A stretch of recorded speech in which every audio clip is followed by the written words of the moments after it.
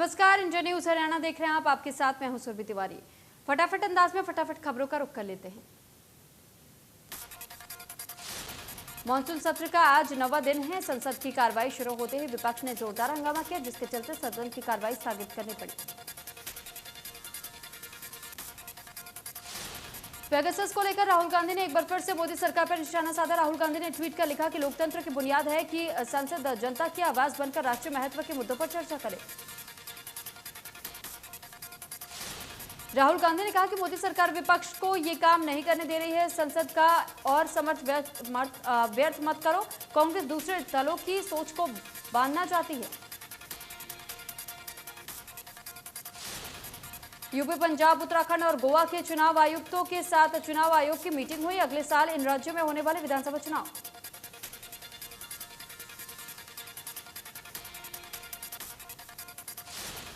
उत्तर प्रदेश में अगले साल होने वाले विधानसभा चुनाव और योगी कैबिनेट फेरबदल की अटकलों के बीच बीजेपी के राष्ट्रीय अध्यक्ष जेपी नड्डा के राज्य के नेताओं के साथ बैठक में रोजाना यूपी के 3 क्षेत्रों से सांसद हिस्सा लेने का फैसला हुआ।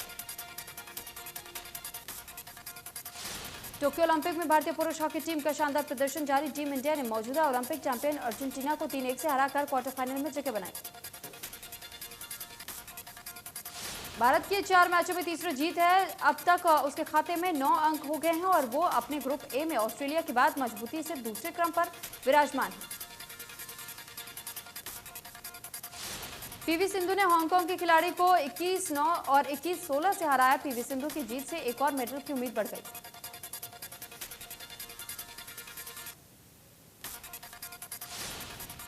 महेंद्र सिंह धोनी के जीवन पर आधारित फिल्म से प्रेरणा लेकर नौकरी छोड़ने वाले बल्लभगढ़ के पैरा खिलाड़ी रणजीत सिंह भाटी का चयन टोक्यो पैरा ओलंपिक के लिए हुआ है। रंजीत भाला फेंकने वाली प्रतियोगिता में देश का प्रतिनिधित्व करेंगे। रंजीत ने दिल्ली में हुए पैरा ओलंपिक ट्रायल में 44.5 मीटर भाला फेंककर टोक्यो पैरा ओलंपिक का टिकट पक्का किया।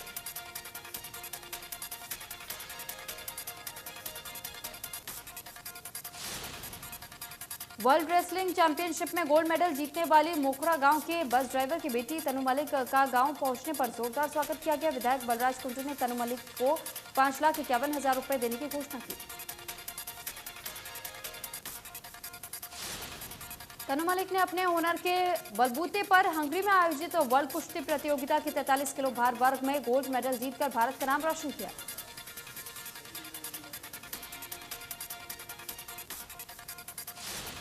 हरियाणा के उप मुख्यमंत्री दुष्यंत चौटाला ने अधिकारियों को निर्देश दिया, जिससे बेरोजगार युवाओं को उनके क्षेत्र में औद्योगिक क्लस्टर की आवश्यकता अनुसार कौशल का प्रशिक्षण देकर रोजगार उपलब्ध हो सके। इससे युवाओं को दूर के क्षेत्र में जाने पर होने वाले खर्च और समय का भी बचत हो सकेगी। और डिप्टी सीएम ने अधिकारियों से रोजगार पोर्टल पर ग्रेडअप के माध्यम से दी जा रही कोचिंग के बारे में भी जानकारी हासिल की। उप मुख्यमंत्री ने अधिकारियों को निर्देश दिया कि वे राज्य के सभी सरकारी विभाग से डाटाबेस तैयार करें और जिससे वहां खाली पदों और कॉन्ट्रैक्ट के आधार पर कार्य करने वाले युवाओं को डिटेल्स मिल सके। उन्होंने कहा कि प्राइवेट उद्योग में मांग के अनुसार युवाओं को आधुनिक तकनीकी कौशल दिया जाए, ताकि कौशल युक्त होने पर उन्हें उद्योग में युवाओं की प्लेसमेंट कराई जा सके। सभी एम्प्लॉयमेंट एक्सचेंज में नवीन तकनीक से युक्त बेहतरीन करियर काउंसलर भी नियुक्त किए जाने चाहिए, जिससे पंजीकृत युवाओं को उनके रोजगार के लिए मार्गदर्शन कर सके। उन्होंने नौकरियां देने वाले प्राइवेट वेबसाइट का निरीक्षण कर उनकी बेहतर आधुनिक तकनीक और कार्यशैली का अध्ययन करने के भी अधिकारियों को निर्देश दिए।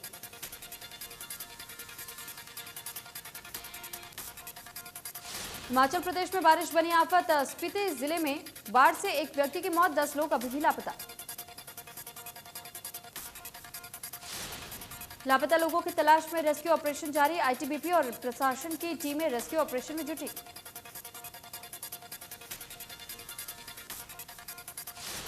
मुख्यमंत्री मनोहर लाल खट्टर ने नारनौल जिले का दौरा किया। उन्होंने कोरियावास गांव में बन रहे मेडिकल कॉलेज का निरीक्षण किया और कहा कि उम्मीद है कि अगस्त 2022 तक ये बनकर तैयार हो जाएगा।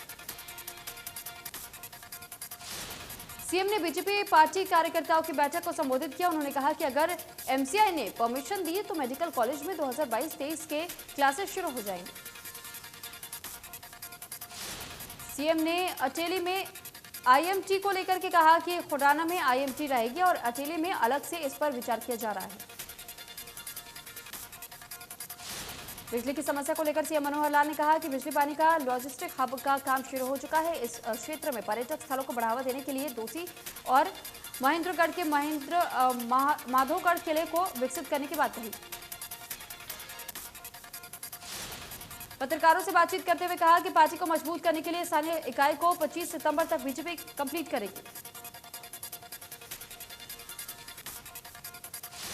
शिक्षा मंत्री कंवरपाल गुर्जर ने बताया कि 6 से 12वीं तक के स्कूल खोलने के बाद से अब शिक्षा विभाग पहली से 5वीं तक की क्लासेज शुरू करने की तैयारी करेगी। शिक्षा मंत्री ने बताया कि अगर कोरोना के केस नहीं बढ़े तो जल्द ही पहली से 5वीं तक की कक्षाओं को शुरू किया जाएगा। वहीं उन्होंने हरियाणा शिक्षा बोर्ड के 12वीं के नतीजे घोषित करने को कहा कि 12वीं की परफॉर्मेंस काफी अच्छी रही है। कैबिनेट मंत्री मूलचंद शर्मा ने बल्लभगढ़ के स्वास्थ्य केंद्र में टीकाकरण की व्यवस्था का जायजा लिया। इस दौरान उन्होंने लोगों से वैक्सीन लगवाने की अपील की। मूलचंद शर्मा ने इस दौरान कहा कि लोग पीएम मोदी की मुहिम को कामयाब बनाएं, कोरोना से बचने के लिए वैक्सीन लगाएं।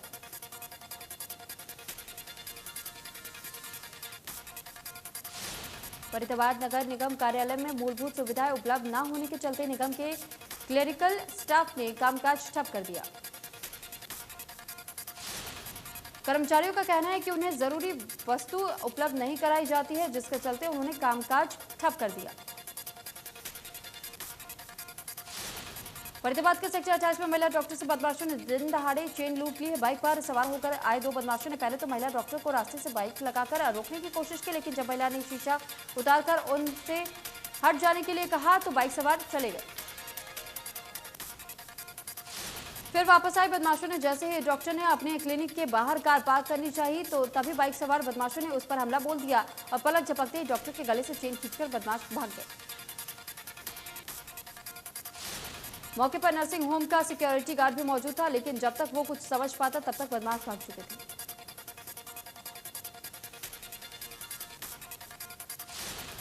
बल्लभगढ़ में आए दिन लूटपाट की वारदातों से व्यापारियों में काफी रोष का माहौल है। इसी से नाराज व्यापारियों ने एकता मंच के बैनर तले प्रदर्शन किया।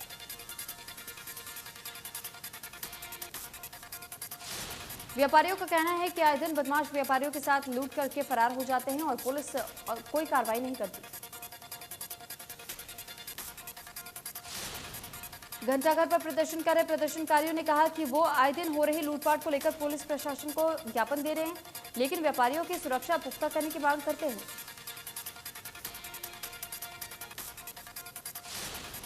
कुरुक्षेत्र के गांव लोहार माजरा मकान गिरने पर खेल राज्य मंत्री संदीप सिंह ने मदद की। मकान गिरने के बाद रिक्शा चालक को 2 लाख की मदद देने की खेल मंत्री ने घोषणा की।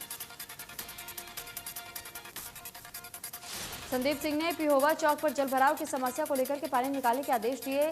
छत दबने से हुए घायलों को इलाज का आश्वासन दिया।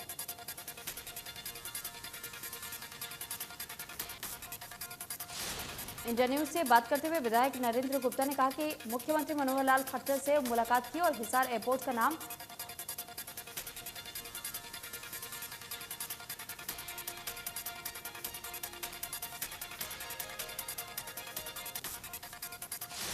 हरियाणा के ट्रांसपोर्ट्स ने जिसका माल उसका हमला मुहिम छेड़ी है और ट्रांसपोर्ट्स का आरोप है कि व्यापारी उनसे जबरन ढाला और मुशियाना वसूलते हैं।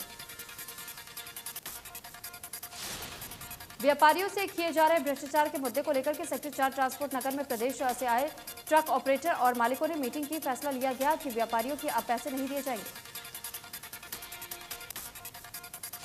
जाखल ब्लॉक के गांव तलवाड़ी में हुआ 100% वैक्सीनेशन। ऐसा करने वाले जिले का पहला गांव बना जाखल। 18 साल से ऊपर के सभी लोगों को वैक्सीन की डबल डोज देने का काम पूरा हुआ।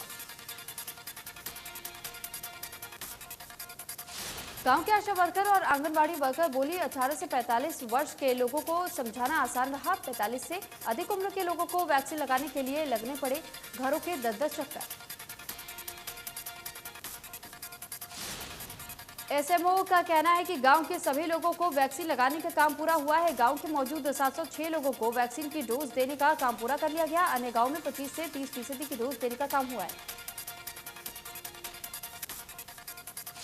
दिल्ली पुलिस के विशेष कमिश्नर परवीर रंजन को डीजीपी चंडीगढ़ बनाया गया है। एजीएमटीयू कैडर 1993 बैच के आईपीएस परवीर रंजन दिल्ली दंगे के गठित एसआईटी के चीफ थे।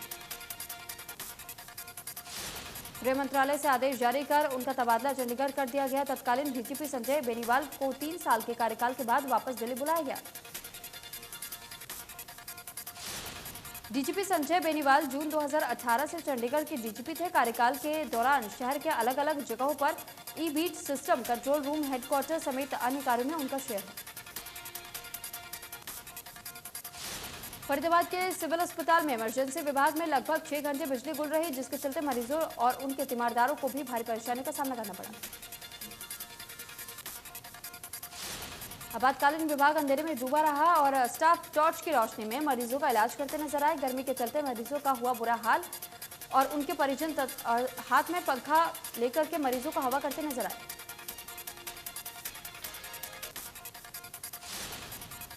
उत्तर प्रदेश के बाराबंकी में लखनऊ अयोध्या हाईवे पर हादसा हो गया। रामस्नेही घाट के कल्याणी नदी के पुल के पर खड़ी डबल डेकर बस को ट्रक ने जोरदार टक्कर मार दी। टक्कर इतनी जोरदार थी कि बस में सवार और उसके नीचे सवार लोग इसकी चपेट में आ गए। बताया जा रहा है कि अब तक हादसे में कुल 20 लोगों की जान गई।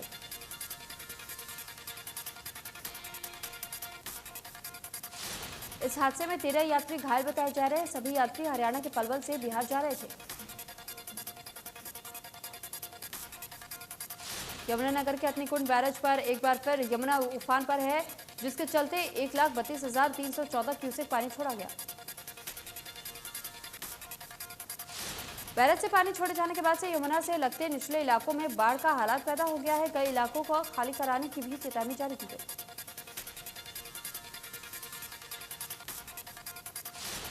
एक लाख क्यूसेक पानी छोड़े जाने से यमुना का जलस्तर अचानक बढ़ने लगा। दिल्ली में भी यमुना के साथ लगने वाले इलाकों में अलर्ट घोषित किया गया। करनाल में बारिश के चलते एक बड़ा हादसा हो गया। कतलहड़ी गांव में ज्यादा बारिश के चलते 2 मंजिला मकान गिर गया। मकान के मलबे के नीचे 3 बच्चे और 2 महिलाएं दब गई। बताया जा रहा है कि एक व्यक्ति और ट्रैक्टर भी मलबे के नीचे दबे हैं।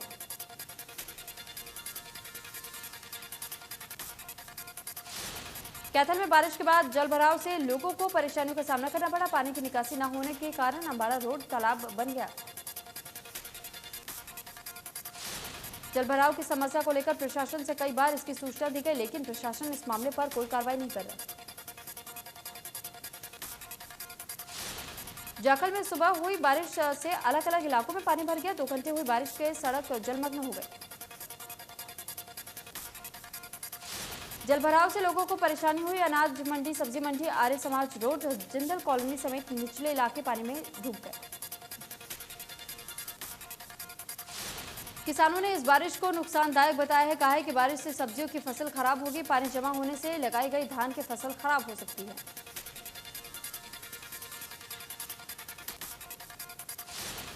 अम्बाला में रुक रुक कर हुई बारिश से कई इलाकों में जलभराव देखने को मिला, जिससे लोगों को भारी परेशानियों का सामना करना पड़ा।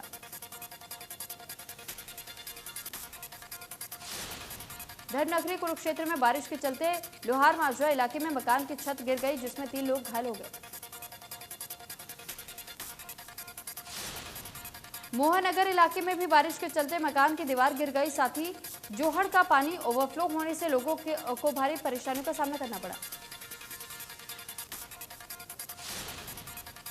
बारिश का मौसम शुरू होते ही कुरुक्षेत्र में बरसाती बीमारियों ने दस्तक दे दी। अस्पताल में फ्लू, टाइफाइड और फूड पॉइजन और खांसी जुकाम के केस फिर से बढ़ने लगे। सोनीपत के पुरखास रोड पर स्थित सांदल खुर्द गांव के रोड पर करीब 3 से 4 फीट तक के गड्ढे हो गए हैं और जिसके चलते ग्रामीणों को भारी परेशानियों का सामना करना पड़ रहा है। गोहाना में रुक रुक कर हो रही भारी बारिश ने प्रशासन के दावों की पोल खोलकर रख दिए। बारिश के चलते जगह जगह जलभराव देखने को मिला।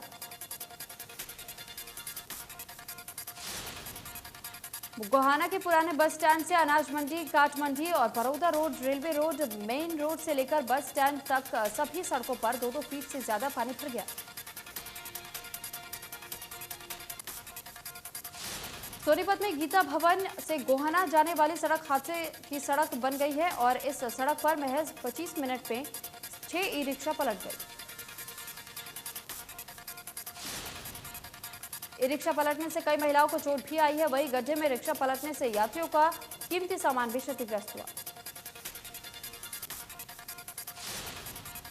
इस सड़क पर सफर करने वाले यात्रियों का कहना है कि सड़क पर गहरे गहरे गड्ढे बने हैं जो कि हादसे को नेता देते हैं और कई बार शिकायत के बावजूद भी अधिकारी आंखें मूंदे बैठे। नीलोखेड़ी में तरावड़ी कुड़क रोड पर बारिश के चलते बिजली के 2 खंभे गिर गए। हादसे में एक वाहन चालक गंभीर रूप से घायल हो गया। बताया जा रहा है कि घायल हवा सिंह कुड़क रोड से सब्जी लेने मंडी जा रहा था तभी रास्ते में उसकी मोटरसाइकिल पर बिजली का खंभा गिर गया। उसके बाजू और कमर में चोट लगाई। कैथल में बारिश ने प्रशासन के दावों की पोल खोलकर रख दी है। कुछ देर की बारिश से कैथल में कई जगह जलभराव की स्थिति देखने को मिली। सोनीपत में 100% वैक्सीनेशन के कार्यों को पूरा करने के लिए लगातार प्रयास कर रहे हैं। इसी के तहत अब तक 6,27,000 वैक्सीन की डोज लगाई जा चुकी है। स्वास्थ्य विभाग के मुताबिक बड़े गांव में 50% और गांव में 70% वैक्सीनेशन का काम पूरा किया जा चुका। प्रदेश में कोरोना की दूसरी लहर पर लगी लगाम। एक दिन में सामने आए 32 नए मरीज, 3 लोगों ने गंवाई जान। कुल मरीजों की संख्या हुई 7,69,828। देश में फिर बढ़ने लगे कोरोना के केस। पिछले 24 घंटे में सामने आए 43,159 नए केस। कुल मरीजों की संख्या हुई 3,15,00,000 के पार। देश में एक दिन में 640 लोगों की कोरोना से मौत हुई। देश में अब तक एक्टिव केस 3,97,000 से ज्यादा। केरल में कोरोना फिर बरपा रहा कहर। पिछले 24 घंटे में 22,056 नए मरीज आए सामने। 131 मरीजों ने गंवाई जान। राज्य में अब तक एक्टिव केस 1 लाख से ज्यादा। बढ़ते कोरोना मामलों के बीच केरल सरकार की चिंता बढ़ गई है। सरकार ने राज्य में 2 दिनों का लॉकडाउन घोषित किया है। केरल में 31 जुलाई से 1 अगस्त तक पूरी तरह से पाबंदियां लागू हुई।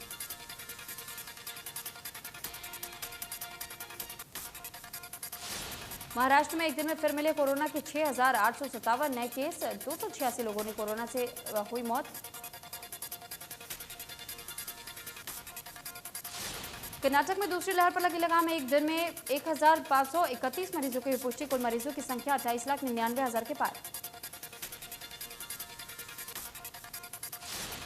उत्तर प्रदेश में कोरोना की दूसरी लहर पर लगा अंकुश। एक दिन में सामने आए 87 नए केस। 1 मरीज की कोरोना से हुई मौत। यूपी में अब एक्टिव केस 768। दिल्ली में फिर बढ़ने लगे कोरोना के नए केस। एक दिन में 67 नए मरीजों की पुष्टि। 3 की मौत। कुल मरीज 14,36,000 से ज्यादा। बरसात के दिनों में घग्गर नदी पूरे उफान पर रहती है। घग्गर नदी के बीचों बीच 2 बच्चे फंस गए जिसके बाद उन्हें बड़ी मशक्कत के बाद बाहर निकाला गया। पंचकुला जिला उपायुक्त विनय प्रताप सिंह ने मामले में तुरंत संज्ञान लेते हुए घग्गर नदी के आसपास के क्षेत्र में पुलिस पीसीआर की गश्त बढ़ाई है।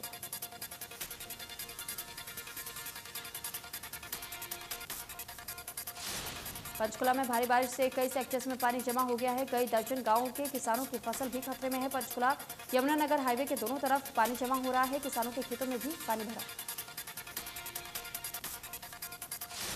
पंचकुला में लगातार हो रही बारिश से कई गांवों में किसानों के खेतों के ऊपर से तेजधार पानी बहा। पानी इतना ऊपर था कि किसानों की फसल भी नहीं दी और सैकड़ों एकड़ खेत पानी में ही बिखरे। सिरसा के नहरी विभाग अधिकारी की शिकायत पर 6 किसानों पर मामला दर्ज किया गया है। नहरी विभाग को सूचना मिली थी कि किसान नहर में पाइप लगाकर नहर का पानी चोरी कर रहे हैं। विभाग के अधिकारियों ने मौके पर पहुंचकर छापेमारी की और 6 किसानों के खिलाफ रानिया पुलिस ने कार्रवाई के लिए शिकायत दी।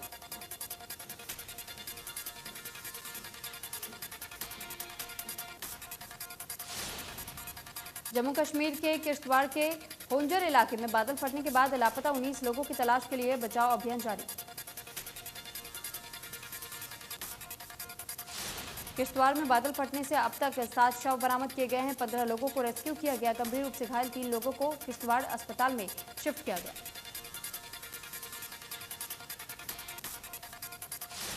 भारत और श्रीलंका के बीच T20 मैच की सीरीज का दूसरा मुकाबला कोलंबो के प्रेमदास स्टेडियम खेला जाएगा। ये मैच में श्रीलंका ने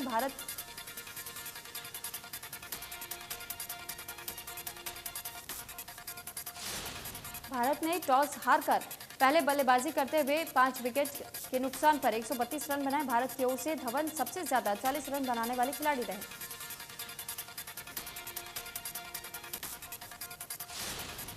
पीएम मोदी ने सोशल मीडिया पर एक और उपलब्धि हासिल की है। PM Modi micro blogging site Twitter पर दुनिया में सबसे ज्यादा फॉलो किए जाने वाले राजनेता बने।